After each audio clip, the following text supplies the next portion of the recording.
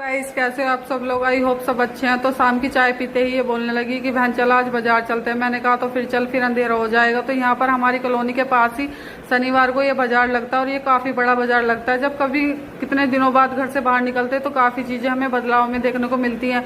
जब तो ये काफी छोटा बाजार लगता था, आज आए तो देखा काफी बड़ा बाजार लगने लगा। यहाँ पर कपड़ों की तो काफी वैरायटी मिलती है। तो यहाँ पर इसको लेना था अपनी कुर्ती के लिए दुपट्टा मैचिंग का। तो ये दुपट्टे वगैरह देखने के बाद फिर बुक्स देखने लगी, कहने लगी गुल्लू के लिए ले लेती हूँ, घर पे पढ़ा दिया करेंगे। तो यहाँ पर अंकल के पास काफी अच्छी अच्छी पोयम वगैरह की बुक्स थी। यहाँ पर बच्चों को घर पे ही पढ़ा दो, कथा वगैरह सब तरह रखी थी। तो यहाँ पर मैं पहुंच गई कॉस्मेटिक की शॉप पर।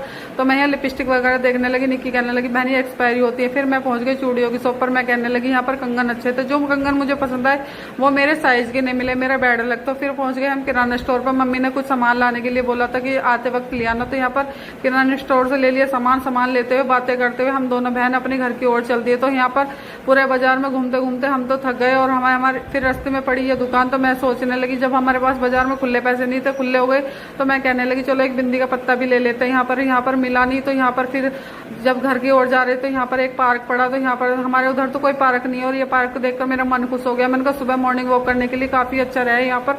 तो यहाँ पर मम्मी ने शाम के खाने की तैयारी कर दी थी। मम्मी बनाएगी आज आलू के पराठे। तो यहाँ पर मम्मी ने स्टफिंग वगैरह सब तैयार कर दी थी। बस मम्मी फटाफट गरम गरम पराठे सेक रही थी और हम बाजार से मम्मी कहने लगी आके सब खा लो। तो यहाँ पर मम्मी ने एक एक करके सारे पराठे सेक दिए और पराठे हो, लस्सी हो, नूनी घी ऊपर से। तो यहाँ पर देखिए ये अपनी नानी को खाना बनाते वक्त इसी तरह तंग करती रहती है। तो यहाँ पर पराठे तो तैयार हो गए। तो सब अपने अपने कमरे में लेकर गर्मा गर्म पराठे और लस्सी लेकर आ गई। ये आकर अपनी मौसी से शिकायत करने लगी कि मौसी मेरे को नानी ने मारा, ये इतना तंग करती है, बहुत ज्यादा आटा मांगती है, फिर उसे तोड़ तोड़ कर जगह जगह घेरती रहती। तो यहाँ पर गुस्सा हो गई। सब अपने पराठे एंजॉय कर रहे थे। इसकी मौसी से बड़े प्यार से पराठे गिनाने लगी, पर ये मान नहीं रही थी। कह रही मैं नहीं खाऊंगी, मेरे को नानी ने मारा। इसके साथ इसी तरह मस्ती करते रहते हैं और फिर रात को खाना मांगेगी।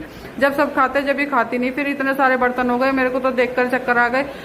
आलू के पराठे खाने के बाद अभी ने पचाना भी था। तो मेरे लिए तो मेरे घर वालों ने पराठे पचाने का इंतजाम पहले का रखा था। इतने सारे बर्तन हो जाते हैं खाने पीने के। मम्मी बाजार चली गई, मैंने बर्तन साफ किए, फिर फिल्टर से पानी भरा, क्योंकि रात को पराठे खाने के बाद काफी प्यास भी लगेगी। तो मैंने तो ठंडा पानी अपनी बोतल भर के रख दी। बाकी रसोई का किचन का सारा स्लीप वगैरह मैंने साफ कर दी थी। बस सारा काम हो गया था। फिर देखिए यहाँ पर मैं बैठ के क्रीम लेकर, ये फेस का दाग मेरा बिल्कुल भी नहीं जा रहा। कुछ तो प्रेगनेंसी के टाइम पे मेरे मुंह पे झाई और इस काले टीके ने तो मेरे मुंह पर 4 चांद ही लगा दिया। तो यहाँ पर ये क्रीम मेरे डर्मेटोलॉजिस्ट ने लिखी थी। कभी कभी लगा लेती हूँ, कभी भूल जाती हूँ, रेगुलरली लगा नहीं पाती। तो इसका कुछ चेहरे पर इफेक्ट भी पता नहीं लगता कि असर कर रही है या नहीं कर रही। तो आज मैंने सोचा अभी से रेगुलरली लगाऊंगी और रोज ये नाइट को लगानी होती है। डॉक्टर ने बोला सोते टाइम ही लगाना, मतलब दिन में नहीं लगा सकते। तो यहाँ पर मैं इस पे फेस पे लगा रही थी, जल्दी ये मेरा दाग चला जाए और इतना बुरा लगता है।